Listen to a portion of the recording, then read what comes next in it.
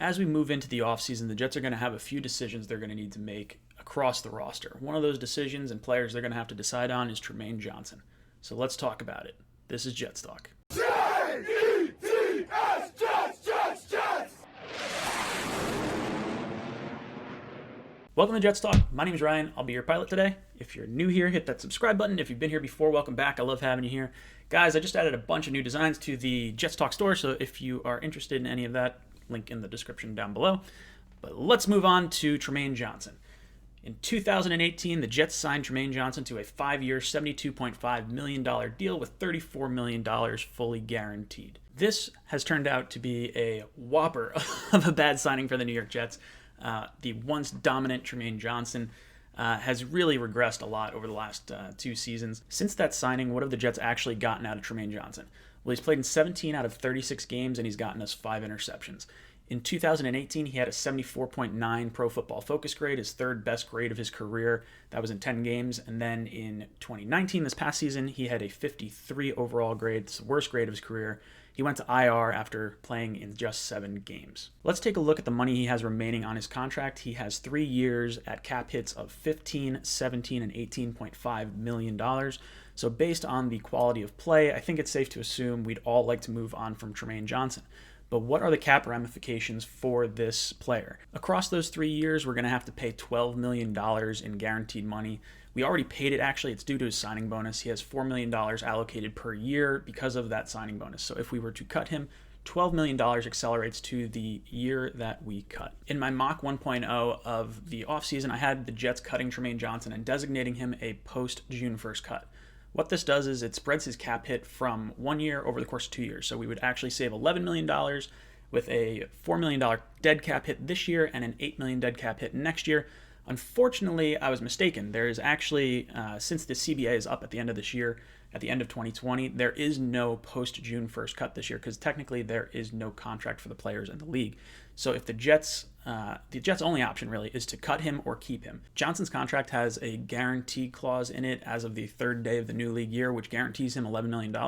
So obviously the Jets are going to cut him before then. They'll take the $12 million cap hit from the signing bonus, all accelerating to this 1 year. So instead of the $15 million cap hit, he's going to be a $12 million cap hit, and the Jets are going to wind up saving $3 million. Now, we do have a few options at our disposal as far as who we want to bring in the offseason. Obviously, Bless Austin was a nice little surprise. That's going to be fun watching him moving forward. Brian Poole, a big cornerback, big slot cornerback for us this year. He was on a 1-year deal this past year. He played very well. I'd love to see us bring him back. That would be, number 1 on my list, but he's a slot corner, so he's not really the player that would be replacing Trumaine Johnson. So I'm looking ahead in some of the free agent players. We're not going to look at the draft just yet, and I'll dive into some of these players a little bit more in some of my breakdowns for it. But there's a few players that come to mind. Byron Jones is going to be the top-rated cornerback hitting the market from the Dallas Cowboys. He's going to be 28 years old. He's going to command a lot of money. He's going to look somewhere in the $14 to $16 million a year range. So that is going to be a very high-priced free agent for us to go after. I saw James Bradbury's name pop up a little bit. He's from the Panthers. He's 27 years old. Got a bunch of reps this year. Unfortunately, I think with Ron Rivera moving to Washington, I could see Bradbury being a replacement for Josh Norman in Washington there. So I don't think he's really going to be an option for us. A few other places we could look. Ronald Darby, he did have a hip injury towards the end of the year.